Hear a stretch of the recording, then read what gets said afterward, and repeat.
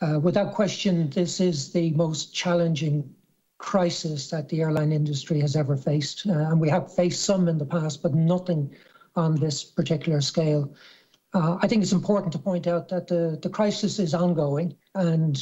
it would be wrong to say that it's as a direct result of the global pandemic, because what we face today is a crisis that results from the restrictive travel arrangements, or I have to be honest, in the case of Ireland, what I would describe as a repressive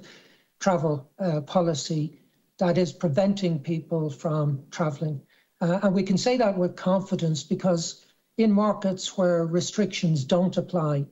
we've seen demand recover generally in line with where demand was in 2019, particularly if you look at the US domestic market where travel restrictions do not apply. Traffic is now back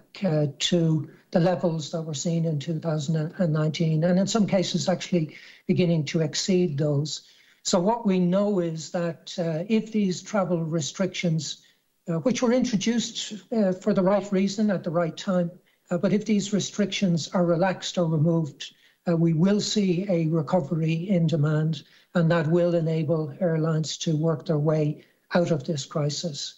What we believe is necessary, particularly in the case of Ireland, is that the EU needs to align in relation to their policies, and we would like to see the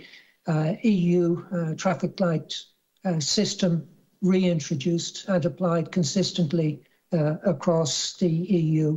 I have to say, as a proud Irishman and a citizen of Europe, I'm disappointed in the way that the EU has managed through this crisis with many different regimes being adopted by governments, which is causing great confusion in the minds of customers and great problems for airlines seeking to operate. We would also like to see that where people have been vaccinated, that travel restrictions are fully removed.